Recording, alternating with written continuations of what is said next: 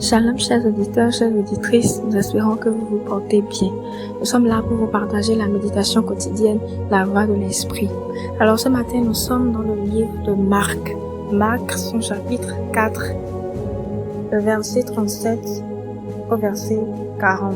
Or, voilà qu'un vent très violent se mit à souffler.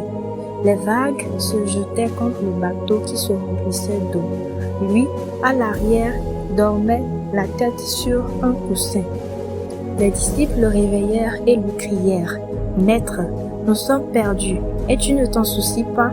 Il se réveilla, parla sévèrement au vent et ordonna au lac : « Silence, tais-toi !» Le vent tomba et il se fit un grand calme. Puis il dit à ses disciples : « Pourquoi avez-vous si peur ? Vous ne croyez pas encore ?» Le thème de la méditation de ce matin la peur est dangereuse. La peur est dangereuse. La peur, elle est très dangereuse. L'histoire que nous venons de lire, nous connaissons bien l'histoire. C'est Jésus qui avait dit à ses disciples : passons de l'autre côté. Et arrivé sur la mer, le vent a commencé par souffler. Il y avait une grande tempête qui avait commencé par souffler. Les disciples, ils avaient eu peur. La Bible dit que Jésus était à l'arrière du bateau et qu'il dormait. Et quand le vent était en train de souffler, les disciples ont eu peur et ils l'ont réveillé, ils lui ont dit : Maître, nous sommes en train de périr, nous sommes en train de mourir, et toi tu ne t'en soucies pas. Et Jésus, la Bible dit qu'il a parlé sévèrement au lac, qu'il a parlé sévèrement à la mer, il a ordonné à la mer à ce que la mer se taise, et aussitôt il y a eu un grand calme. Alors, l'ennemi qui est un grand stratège, qui est un grand rusé, voilà. Il utilise parfois la peur comme moyen de destruction. Et la peur, elle est très dangereuse parce que pour l'esprit de l'homme, la peur, c'est une porte très puissante. Elle est capable de pouvoir détruire beaucoup de choses sans que nous-mêmes nous en rendons compte. L'ennemi utilise la peur d'abord pour nous abattre, pour nous détruire d'abord psychologiquement, mentalement, avant que la défaite elle ne soit physique et que nous puissions la voir comme ça. L'ennemi, il est capable de nous amener à avoir tellement peur que nous n'allons plus croire en la puissance de Jésus, exactement comme les disciples ici. Regardez un peu ce qu'il fait à Jésus lorsqu'il voulait le tenter. Il lui a dit, il a fait monter sur des hauts lieux, puis il lui a dit de sauter. Et pourquoi est-ce qu'il n'a pas poussé ? Souvent, c'est cette stratégie-là qu'il utilise. Parfois, il vient, nous donne des idées tellement négatives dans la tête et nous dit saute. Mais lui-même, il va pas te pousser. Mais parce qu'il va te mettre tellement d'idées négatives en tête, tellement de songes négatifs, tellement de rêves négatifs, tu vas peut-être penser qu'un grand malheur veut t'arriver. Tu vas penser qu'il y a une grande tornade qui veut s'abattre sur toi.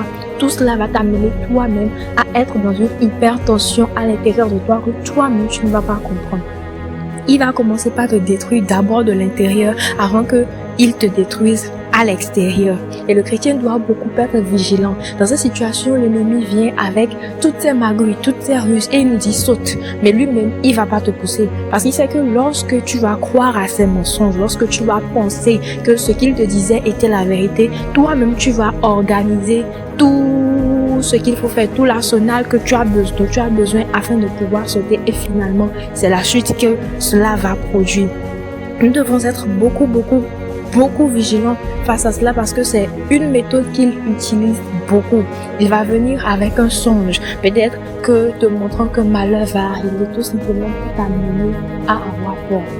Tout simplement pour cultiver la peur dans ton cœur, tout simplement pour amener la peur. Tu as peut-être rêvé que tes enfants ont eu un accident, tu as rêvé que dans ta famille il y a eu des morts et toi-même tu vas commencer à paniquer. Le truc en fait c'est pas de se lever et de dire « Seigneur, qu'est-ce qui m'arrive ? Seigneur, non !»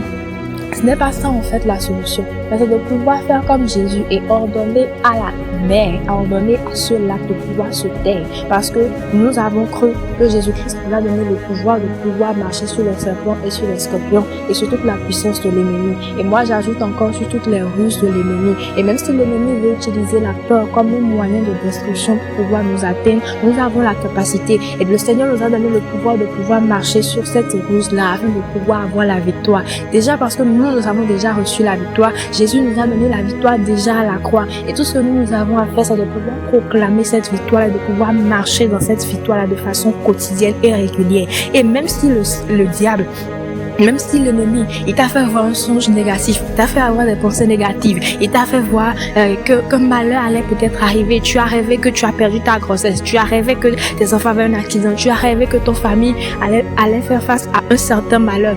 Lorsque tu vas commencer par paniquer et que tu vas te demander, mais Seigneur, qu'est-ce qui se passe? Là, l'ennemi aura déjà gagné la vie, il aurait déjà gagné la bataille sur toi. La chose à faire, c'est de pouvoir faire exactement comme Jésus, parler directement à la situation et déclarer et ordonner à cet esprit-là qui vient, qui cause la peur, de pouvoir se taire.